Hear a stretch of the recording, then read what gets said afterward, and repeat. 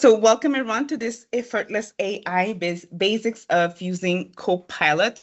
I do have on the screen, you also have on the tables the signed in QR code. So we like to take attendance. If you can take a moment just to scan that and let us know which class you're attending today and put in your name and information that they're asking in that website, that will be real nice.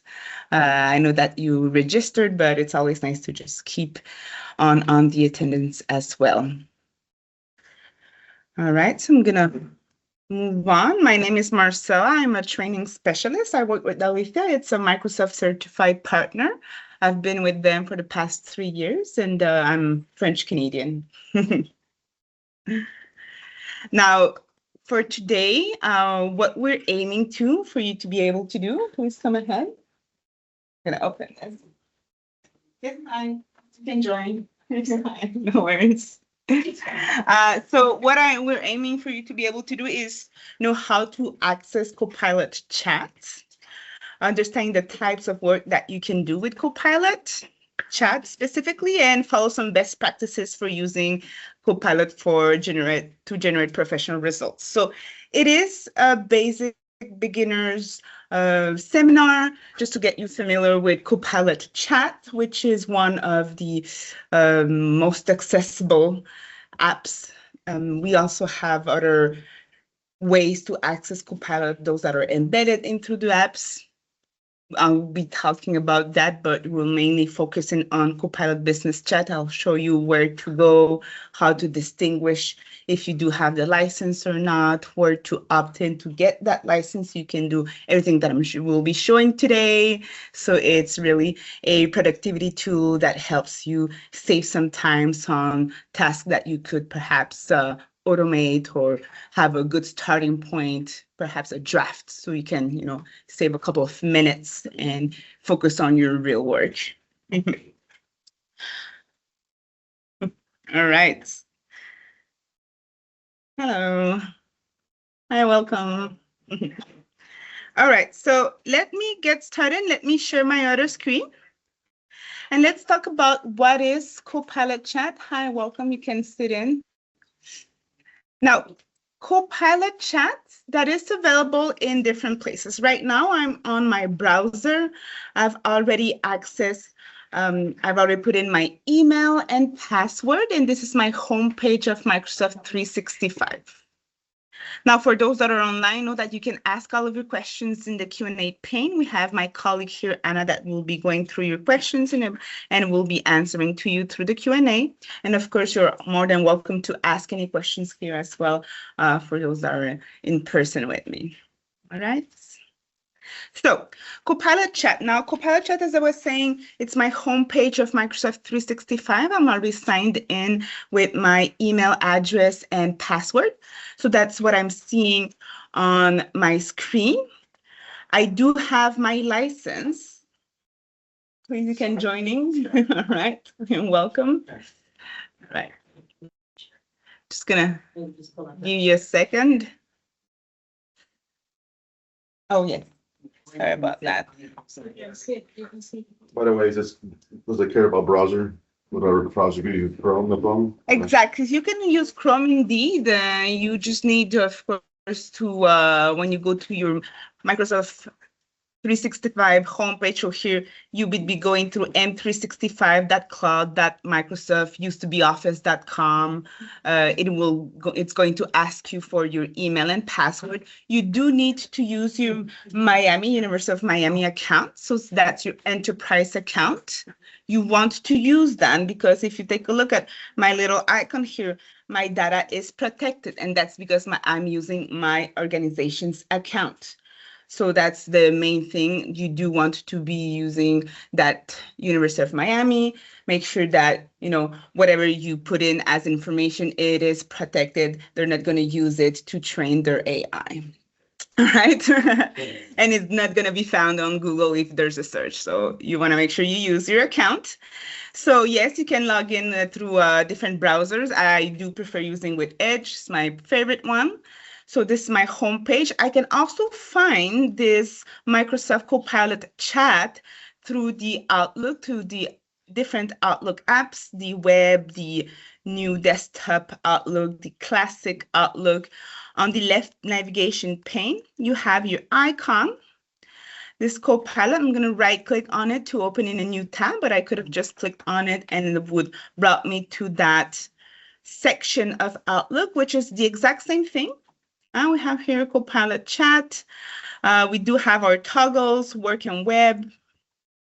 Now, do all of our outlooks have that icon? Yes, they all do have this icon, indeed. You have several times mentioned getting a license. Yes, and I'm going to talk about that in a second, for sure, absolutely. To clarify though, the web-based Outlook, maybe the older desktop, maybe not. It still has it though. Does it? It still has it. And here I do have my desktop. This is the new one, but I still do have it in the desktop as well. You'll be seeing it on the left navigation pane. So it still has it from the old desktop application?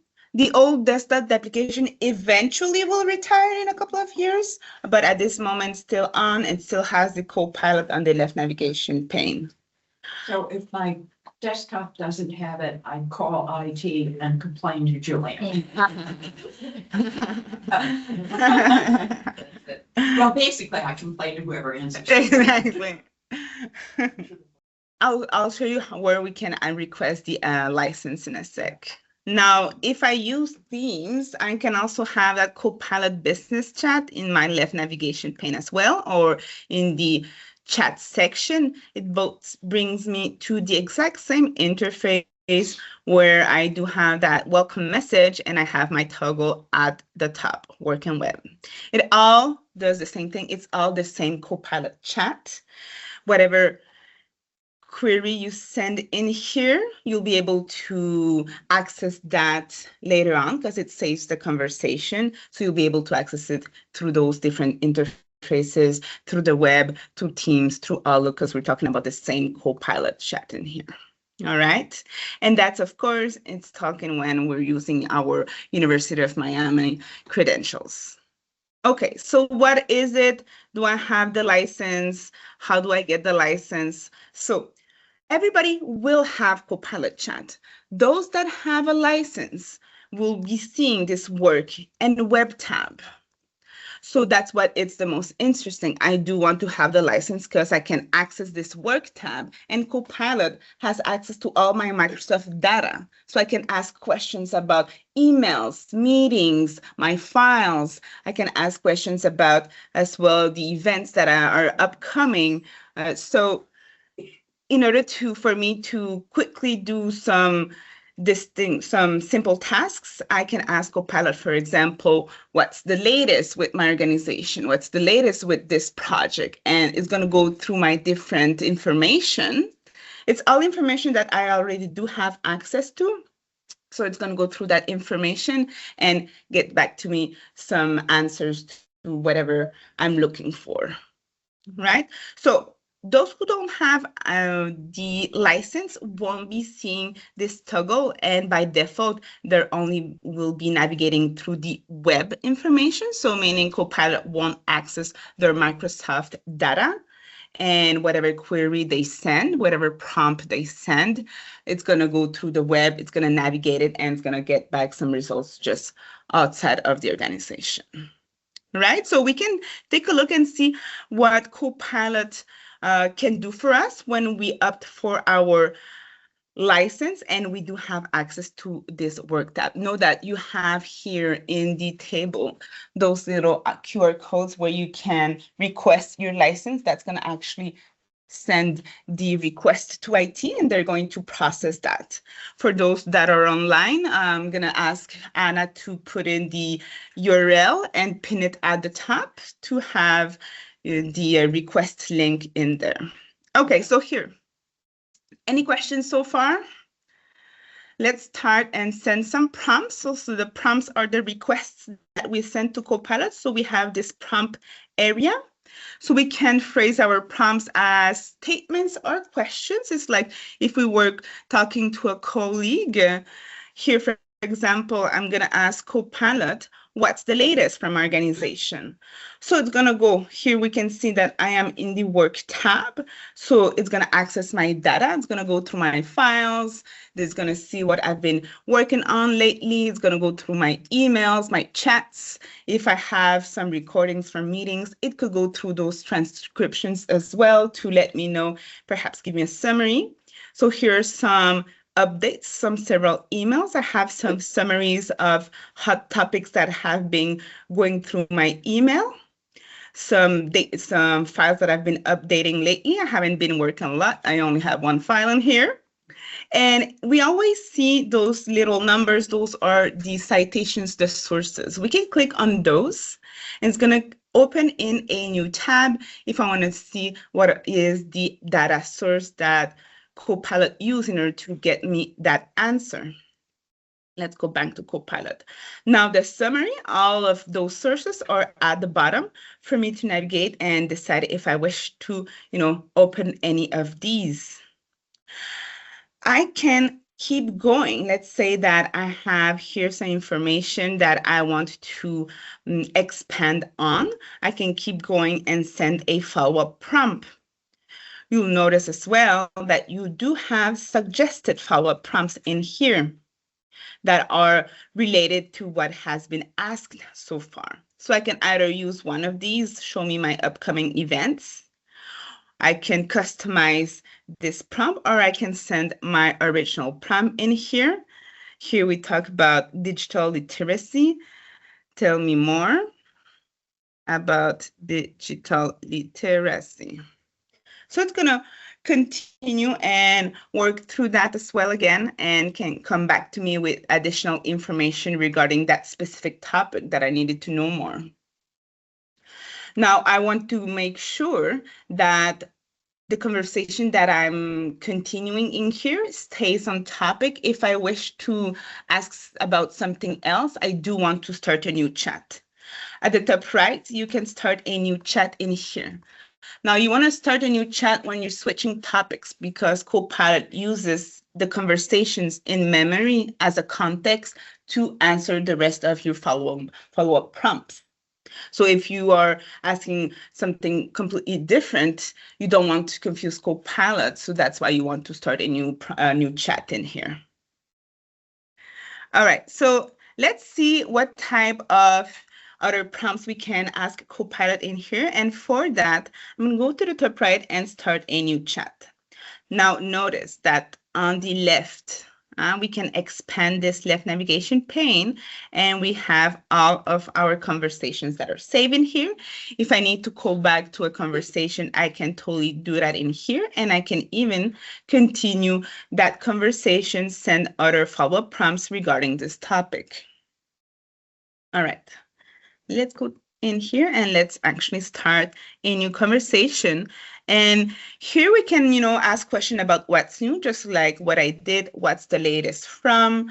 I could ask to summarize my recent emails, my recent chats, to summarize files that I've been working on. But here for my next example, I'm going to ask what's the latest from Project Alpha. So I've been working with my team on Project Alpha. Perhaps I was away the past week, so I want to know what's the latest with this project.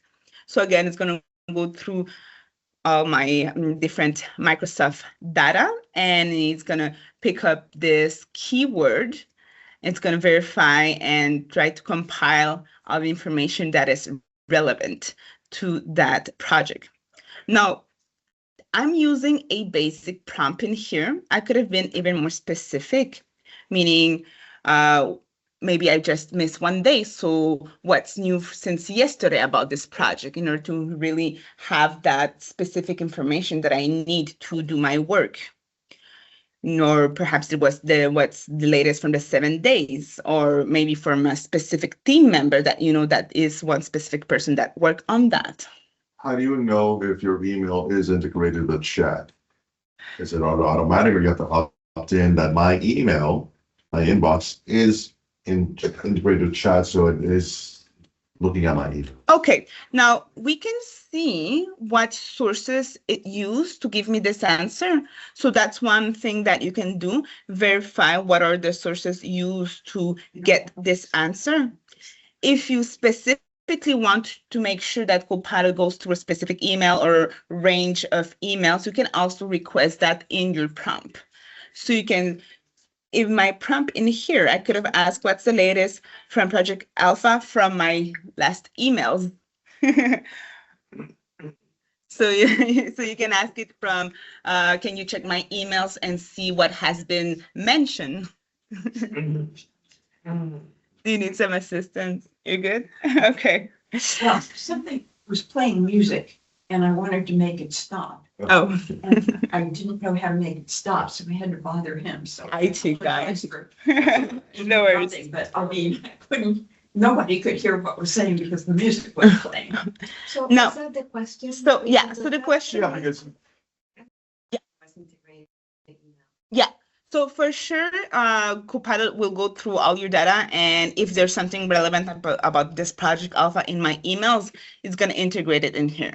I can always double check the sources if indeed I do have some emails about that Project Alpha, or I can indicate it in my prompt. Maybe I do know that, everything, the news, the updates are all in my message list. I can indicate in my prompt, can you check the list of messages in my Outlook and give me an update about that Project Alpha? There's not such a thing as settings, so you could check if the email is integrated. That's not.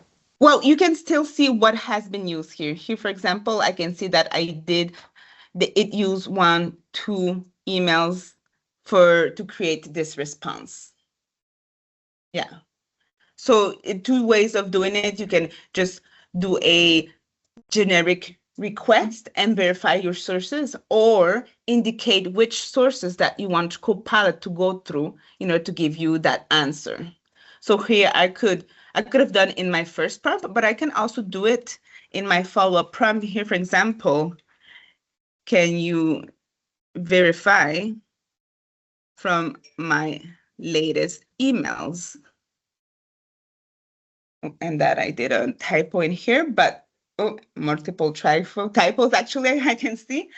So yes, so you can do it as a follow-up prompt in here, and it's gonna go again through my communications, and I'm gonna check out my sources. I do have additional emails that it went through, and it's still working on it, looks like, and I can have more results as well.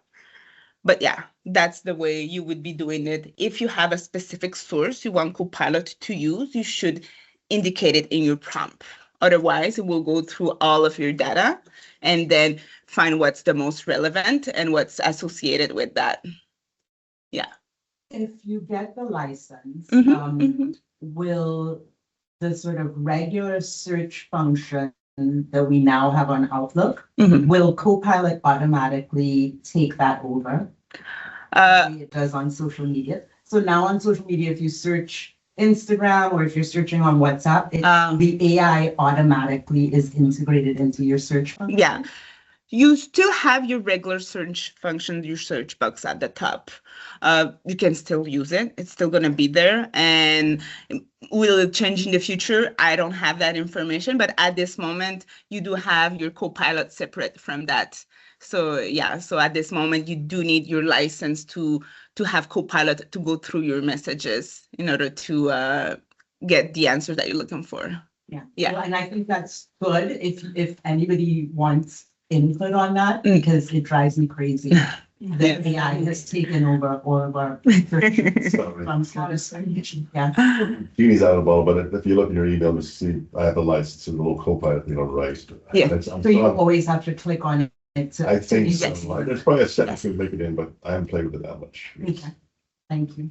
Mhm. So once you opt in, Mhm. right, is there a way to, not exactly opt out, but to, Turn it off. yeah, to kind of, yeah, to turn it off? Because right now, like Plug it in, and now every time I'm gonna start to type an email, it just tells me, yeah, you want this, do you want that, you want the other? And there's sometimes I just have, a two-liner I don't need. Yeah, Is yeah. there a way to, you know what I mean? Yes, To not- yes.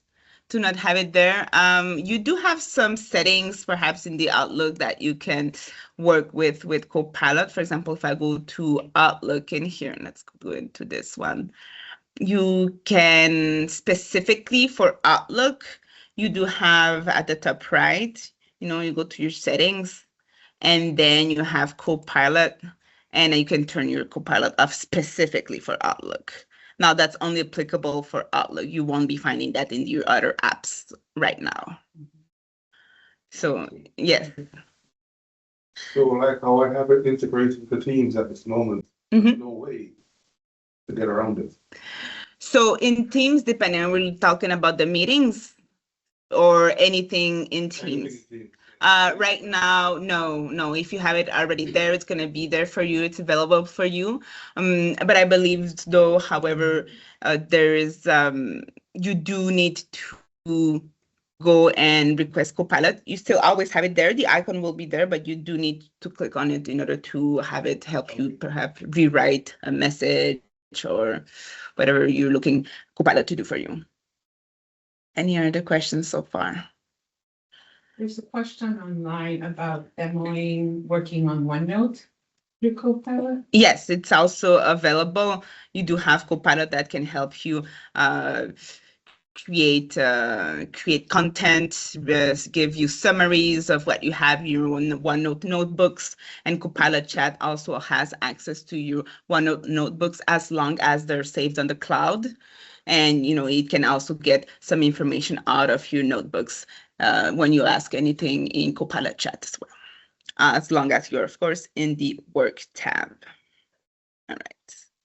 Okay, so let's check out other options, other things that we can do with Copilot in here. And we're going to keep going with Copilot Chat, still in the Work tab. Now I'm going to ask you, we can get some key information about files that I do have on my OneDrive or SharePoint. Now here, for example, if I want to list key points from a specific file, I can reference a file. And for that, I'm going to start by doing /, and then I have a little pop-up that shows up. It should be showing up at the bottom, but we'll see if we can change that in a second. So list key points from, so I can reference one or multiple sources, and the files that I want to reference, they must be on the cloud. Otherwise, Copilot won't be able to reference them directly. So here, for example, I do have a file about climate change. Now it's not showing, so let me just refresh that so I can have that showing beneath the prompt box. Let's do that again. Let's list key points from, and then let's go here. This is what I meant. Now, note that you can reference people, files, meetings, emails, and other items. So quite useful. You can go through your drop-down list. Those are what are suggested. So these are usually what has been accessed recently. Now mine, for example, is not there. So I'm going to just start typing the name of the file in here. I'm going to have a return with my keywords that is here. So mine is climate change, right? So it's right here. I can reference PDFs. I can reference all Microsoft type of files as well, right? PowerPoint, Excel, OneNote, Word. So here in this example, I'm going to list key points from this PDF. And I could be also doing and my other file, because it's about the same topic. I do have a PDF. I do have a PowerPoint about this information. So let's here list key points from these two. Now, this is going to send this. This is still quite a generic prompt. This is going to get me a large summary. Perhaps I would have wanted a 5 bullet points of summary. I should have indicated that in my prompt. But I can also do that in my follow-up prompt as well. Let's say this is quite a interesting and long summary, very good, but perhaps, let's make it shorter so I can use it in an email. I can put that in my follow-up prompt, make it shorter. again, quite vague. So I'm going to get a generic response for a generic prompt, or I can be having a very specific answer if I put a specific prompt. So here you go. I just ask it to make it shorter, and there you go. I do have it in 4 bullet points for the first one, another 5 bullet points for the other one. So we can get key information out of that. Perhaps let's go with another chat.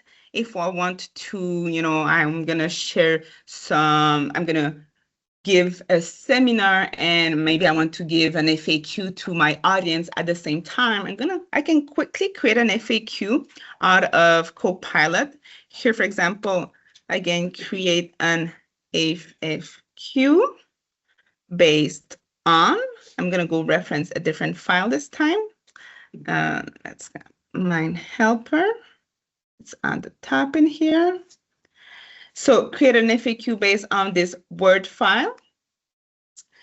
It's going to do that quite quickly. It's going to get me, let's see here, what's my helper. It's a new project. What does it do? How does it reduce environment impacts? Which again, I'm working with a lot of environment projects.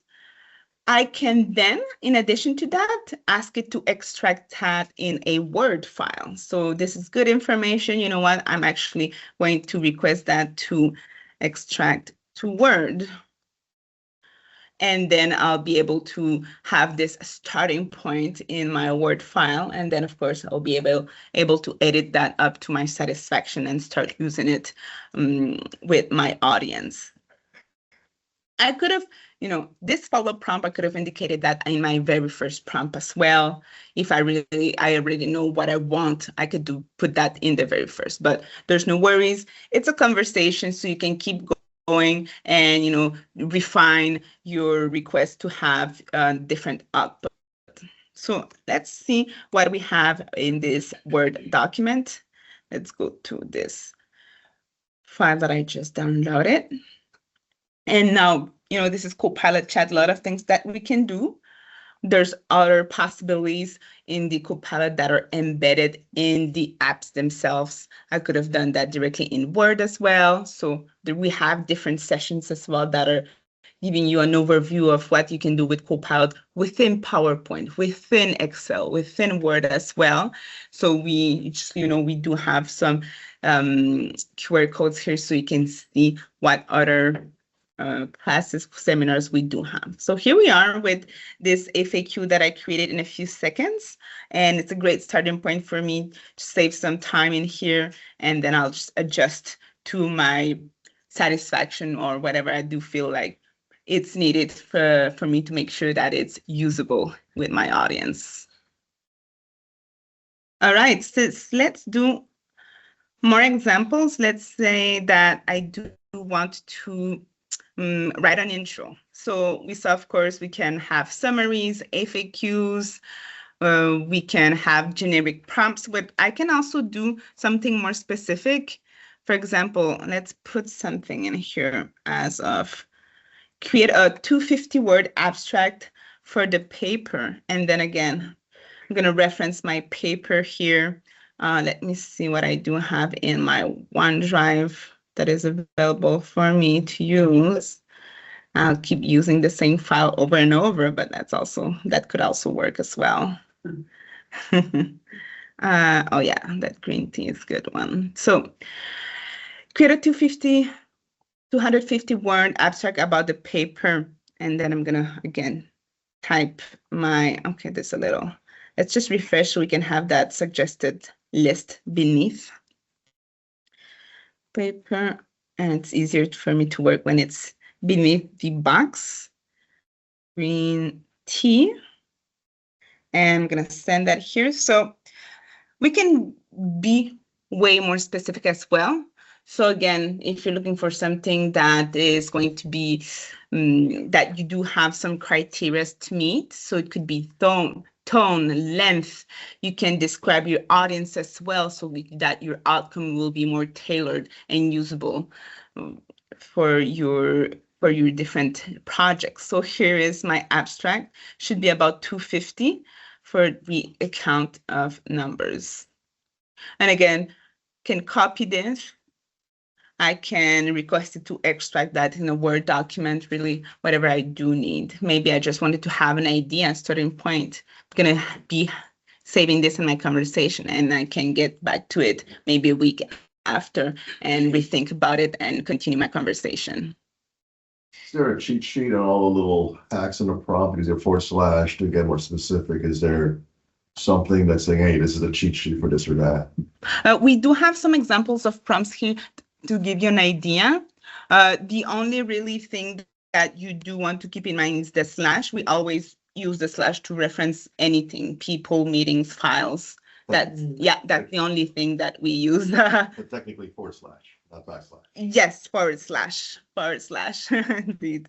Now, you can be, let's say if you're working with a specific file, you can always at any time, you know what, I'm already in OneDrive, I'm just gonna right click on my file and copy its link. You can also work this way and paste the link, and it's gonna recognize that file as well if you're having a hard time with your /, or if you already have, you know, that other tab available to you, and you know what, it's just copy and do it that way. You can also use Copilot to ask some how-tos. So for example, you know, you're just having a blank and you need to know how to do that, how to start a project, how to whatever. You can just ask any type of how do I to Copilot. So here, how do I write a letter of recommendations? I mean, it's been a while. I haven't recommended anyone for the past 5 years. Maybe I was just working solo. But now I do want to recommend someone. Let's just have a little reminder of how should I do that. So it's gonna go through here. I'm in the work tab. So I'm just gonna first look into my data to see if I have anything about letters of recommendations. So it's gonna use that data to give me the answer. But if there's no topic about that in my information, in my Microsoft information, that's no worries. It's gonna go through the web. As we can see, it used Indeed because I didn't have any topic related to letters of recommendations in my Microsoft data. So here it used Indeed, Grammarly, and Resume Genius, which I can click on to open a new tab and see what's the actually data source. And then it's gonna have my full answer in here, and I can follow up such as, yes, draft me can you provide a sample letter, and get inspired with this to actually create the letter of recommendation that I want to write down. Question. Mhm. Is it searching shared files on Box, for example? Is that one of the? So if you do have access in Box, it doesn't access Box. It only accesses your Microsoft accounts and data. So yeah, it is not connected to Box. You would be needing perhaps to upload a file that is in Box into your prompt box in order to be able to use that. Mhm. Same with like external drive. Exactly. So only stuff that's in OneDrive or SharePoint. Exactly. Yes. Mhm. Microsoft ecosystem that's cloud-based. yeah, or emails, I guess. Exactly. Or whatever you have in Teams. We just buy Teams, anything that's in the cloud, that's Microsoft. Right. That Exactly. you allow access to it. Mm-mm. Can you carve that up and say only, like, I only wanted to look at email? I mean, Yes. you can ask it to only look at email. Yes. Give it only access. Oh, to Copilot to restrict it from all the rest. Like everything. You want to hear either in or out. Mhm. That's a good question because Mhm. for some of us who've been here over 10 years, do you want the LLM to know everything about you, including the things you've buried? Yeah, yeah, yeah. I mean, that's sort of my question. I mean, nobody, and that's a good point here. Nobody will be seeing at your conversations, right? Here, it's all private, whatever you send to Copilot. Who? Yeah. Well, Right? Microsoft won't be using your conversations to train the AI, that's for sure. You do have, that's why you do need to use your Microsoft account to have your data protected. So no colleagues will be able to see the conversations you had with your Copilot. Microsoft won't be allowed to use the information that has been shared, nor your conversations to train their Like the AI. supervisor. Your supervisor, it doesn't have access to your conversations neither. But somebody in IT has access, right? Like there has to be an administrator, somebody that has access. To enable Copilot, but conversations are private. What if your computer is, I don't know how you say. Compromised. You're flying and all of a sudden you're flat and then they take your computer and, Homeland Security runs a thing through the computer. Do these conversations show up? If, I mean, if you open your computer and your Microsoft is open, then they will be seeing, if they access your emails, whomever, will be accessing your everything that's in computer usually. so that is, it's not. I think if Like, there's a I mean, subpoena- if somebody next to you, you're not there and opens your is in your computer, it's like when, like in any case, yeah, it's like your colleague next to you starts and, search in your computer. That's different. Questions and profiles. So what we did is, like I said, we have an FAQ. We could share that with you and it goes over some of those questions. But Marcella probably wouldn't be able to answer those questions for you all outside of, But we're concerned that we start enabling this, what landmines do we step on that we don't know that are landmines? yeah, and yeah, and like I said, we had an FAQ, so I'm gonna see if we can't, because we remember Karen, we pulled the FAQ Yeah. together. So we had these questions a few months ago.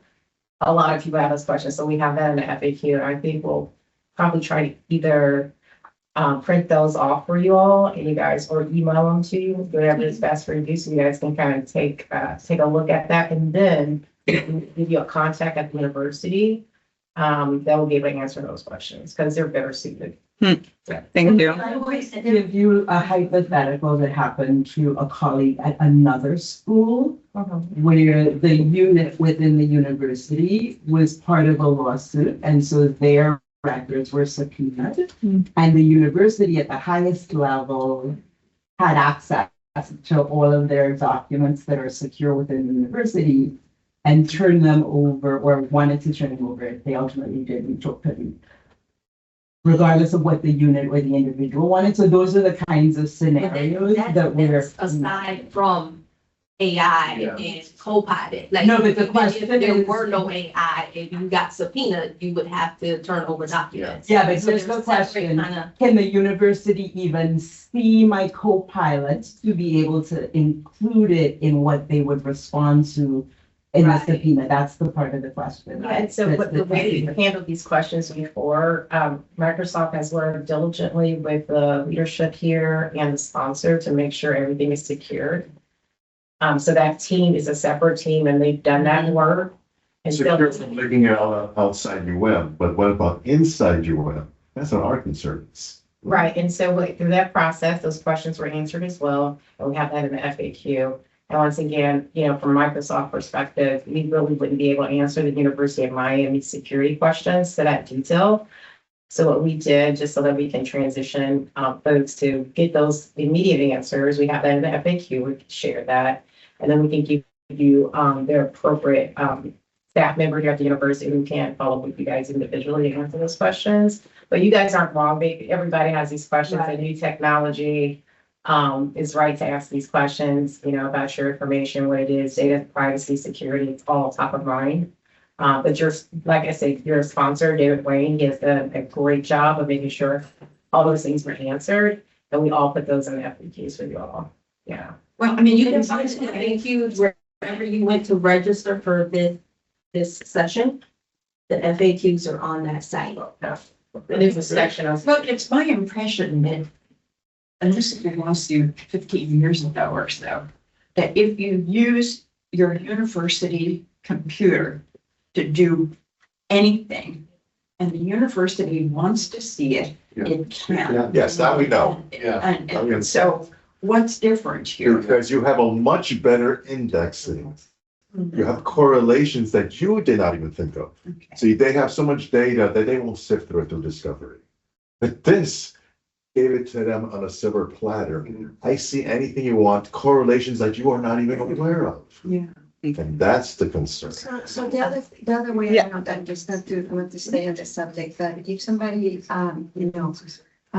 with access to these, as staff, faculty, I don't know if students, but, they do a malicious search for something that is private, confidential, restricted, would the app enable that information for whoever is searching? Now, the Copilot will only access what you do already have access to, and it's going to respect the sensitivity labels. So if you do have something labeled confidential, it's going to respect that on your emails, files, whatever that is applied.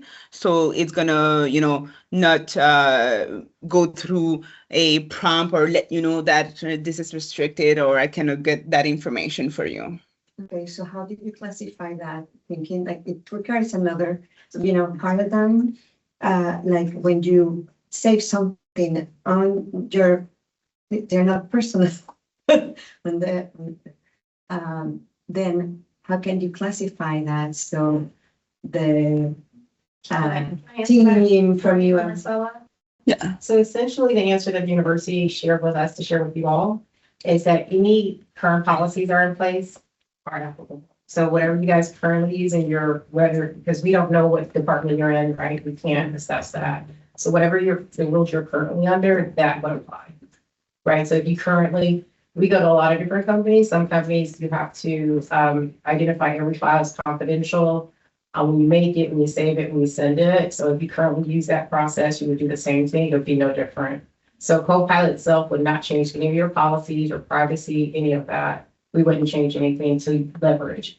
What we have done is make it a safe environment so you can share files in a safe space and you can summarize and optimize your work time, right? So you don't have to, like you said, sift through all these emails. You can say in a safe environment, I've got these 5 documents I would like to have summarized so that I can, accelerate my work, have better meetings, be more timely in my efforts. That's really what Copilot is designed. It's an assistant, right? It's not meant to take over your role. It's just to help you optimize your day. Outlook, PowerPoint, she'll go over that, OneNote. So that's how I would think about it. And that's the answer they asked us to share with you all. Okay. Does that help at all? Yes. Yeah. Perfect. All right, let's just check out some last examples of what Copilot can help you out with. Let's say that you're starting a new project, or maybe you're trying to work on a different class and you just wish to do some brainstorm. Copilot can help you generate some ideas and give you a list of good ideas. For example, here, my prompt is list ideas for a class on the ethics of AI usage. Pretty much about on topic right now. So it's going to give me a great brainstorm for a very good starting point. Some topics about foundational, some core issues, real world applications. So it's a very great place to do some brainstorm. And again, here it was just a very basic prompt. I could have been, again, way more specific, a number of specific ideas. And here I could have described my audience so I have a more tailored response as well. Now, lastly, let's just check out some best practices with Copilot. And I'm going to ask it itself, what are the best practices for asking Copilot some questions? Now, there are some sessions about prompting. Prompting is the statement, the request that we send to Copilot. How should we structure that? And we do have nice classes coming up. I believe there's one this afternoon, the basic of promptings, and then when there's one more advanced tomorrow as well. But basically, you do want to be clear and specific. You want to make sure that, again, generic prompt comes with a generic response. If you want looking for something more specific, you do have to put those details into your prompt. You can here provide some context. That's always useful. Context such as, why do you need this? Who's your audience? What's your role? Really, again, that's going to be helpful for Copilot to give you the best response. Use quotation marks if needed. If you're talking about a specific project, let's say Project Alpha, you put it in quotations or whatever you really want to indicate. Start fresh when switching tasks. We're talking about starting a new chat conversation every time we're switching to make sure we don't confuse Copilot. And some prompt structure tips. Lead with intent. Why are you doing this? That comes a bit with context. Why do you need this? I'm trying to prepare for a meeting or trying to convince my manager to allocate me some resources. If there is a complex request, I do tend to break it out into one very simple and then do some follow-up prompts. It can give me better results, but you can always try that out and test that out. Use professional tone. It is recommended to be polite. We do have better responses when we're polite with AI, that's for sure. And how did I know that? How did Copilot knew that? We have the resources. I do have some information on how to work and how to prompt with AI, so we can see that I do have some different internal sources and external sources as well. And since we do still have some 10 minutes, I wanted to talk about, lastly, the agents that are available to you in here. Now, we do have the analysts. Sorry, where's the, I'm so sorry, where the prompt, toolkit kind of thing? Yes. You showed at the top. So, yes, so we, this Copilot resources, etc. Exactly. Those are my internal sources. And here I do have an email about how should I prompt with Copilot. So that's based from my email. Since I'm in my work tab, my colleagues send me that information. So Copilot picked that up. Otherwise, we do have some external guides. You do have some information in the University of Miami, such as learning resources, which basically brings you to the Microsoft and other people that have created some guides for you to how to prompt. Now, one thing that I do like to suggest as well is the prompt gallery. Wherever you're using Copilot, you do have some suggested prompts. And then you have in the Copilot chat the see more section, which can give you a good idea of what can be asked to Copilot. And you still have this prompt gallery to have an even larger option of prompts to use.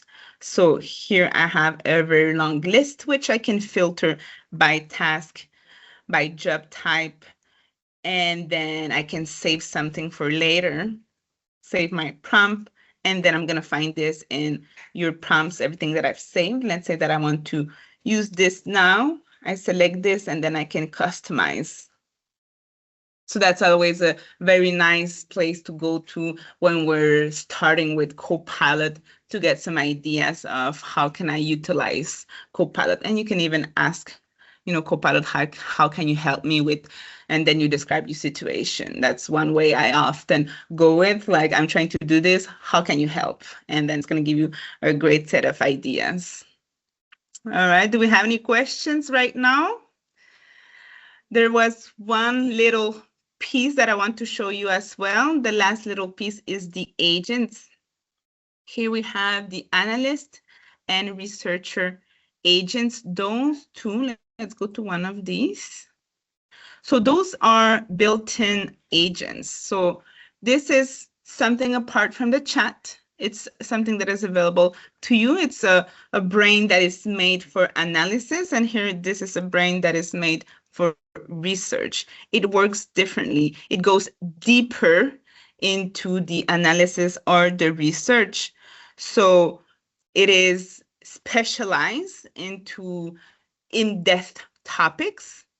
And you do have only for those two agents together per month, 25 queries that you can send. Let me give you a video to show you how it works, because I'm almost at my top of my 25 queries for my month.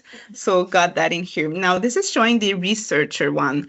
Now the researcher agents, it helps you gather and synthesize information from the web.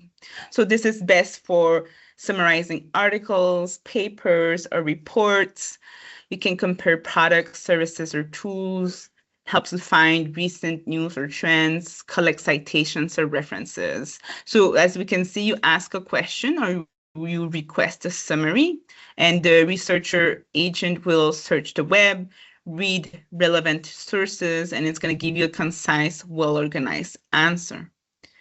And then you can ask it to go deeper, find a search or cite sources. Right now, what we're seeing is the reasoning. And this is, we are speeding this video because it does take some time. You have time to go get yourself a coffee after you send your prompt. Because it goes indeed really in depth, and it takes a moment to reason. And the reasoning is one of the most helpful features here in Copilot Researcher, and same for the analyst agent. It's showing you the process as they work through the task. So this transparency will help you to understand how the answer was formed, verify the logic or the data used, learn from the steps taken, adjust and refine. And then at the end, it's going to show you which source it consulted. And sometimes it's going to include your citing, and it's going to include the citations and links. Now, this one is the analysis, the analyst agent. This one's going to help you analyze, visualize, and interpret data.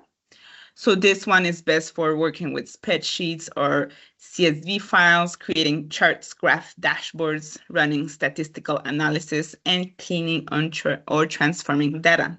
As we can see, one file was attached to this prompt. So then you upload the file or describe your data, and then the agent uses Python to process and visualize the data. You can ask for specific insights, trends, or predictions. And here as well, it's going to show you the reasoning. It's going to display code snippets or formulas used for analysis. It's going to explain why certain methods such as linear regression, filtering were chosen. And it's going to show intermediate steps like data cleaning or transformation. It's going to provide visuals if that goes with the context. So you can, at the end of the day, use them together if you wish. You can combine both. Use the researcher to gather some data, and then use the analyst to visualize and interpret that data. So very interesting when you are wanting to go in depth in the research and the analysis. There you go. Question, yes. We went really aggressively fast in that. It was my video didn't want to be unmuted, want to give you some info at the same time. This is a beginner's course, I believe, right, to introduction to AI. Yeah. Generative AI, Microsoft's perspective, Copilot. Is there a YouTube video, a simple course giving us the terminology, the jargon, what it all means? Great question. In a self-paced, slow thing, so we can ask questions, because we're all very intelligent people. We're just very new to this. And I'm in the game for 27 years in infrastructure IT. I know about this, but I can tell it's a little too fast for everyone. And is there something the agent went like, fast. Hey, yes. Let us ask these things. Yeah. Basically, an AI. I get a license. Yes, absolutely. I just put here on the screen, the first one is where you get your license. So you can scan that QR code. Something we can email, but it's not all of us. I'm sure that in the communications. Several emails, do you want a Copilot, blah, blah, do you want to opt in? Yeah. And then once you, they does it automatically. So yes, and even for those that are online, the very first will bring you to the opt-in. And then the second one will show you, I'm going to bring that on the screen, additional information, also available in the University of Miami site, where you can indeed have some additional learning resources. Let me put that right here. So if you go, we have additional sessions to start. You have sessions to talk about prompting, talk to how Copilot works when it's embedded within the app, Excel, this PowerPoint, Word, all of these are showing in here. And if I keep going, I believe it's at the bottom that we do have additional resources. Opt-in series of engagement, Copilot web. It's in the other link. Let me bring the other link in here. It's the one at the bottom to opt in. I'm gonna copy and paste that. So, and yes, you will be able to find these in the communications that were sent. Here. All of us, right? Yes, usually you should have already received, how to opt in here, opt in to Microsoft. And if you take a look at the bottom, you have some tutorials as well. You have the prompt gallery you have the tutorials and online courses, the FAQs, the overview, and FAQs. yeah, it's all at the bottom here. And there you go. So, yes, question. And do you have an idea whether with Copilot, it could generate, hallucinations? Yes, it can happen indeed when you have been going in the same conversation on and on and on. So when it goes, through different data sources and reasoning at a certain point, you do want to start a new conversation. Yes, it happens. It happens with all AI brains. What, so is opting in the same as getting a license? Yes. Okay. And why is it an opt-in thing? Why?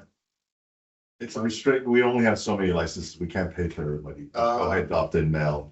Be part of the new generation. Yeah. Or Before there's no licenses. Oh, really? So you might not be able to do it. You'll be fine, but do it now.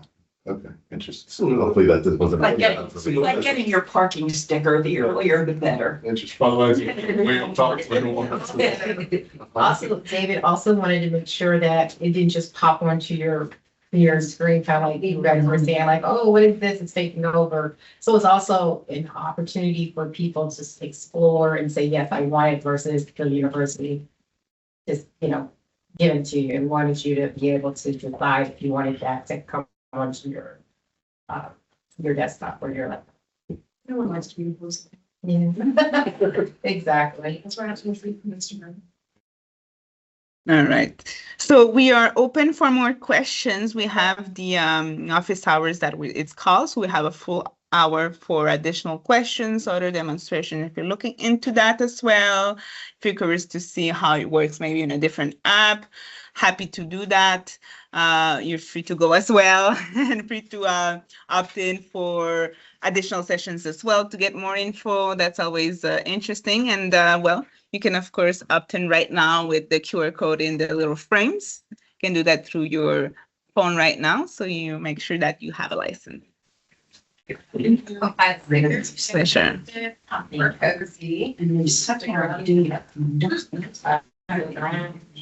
So there's an office hour? Yes, right now. Yeah.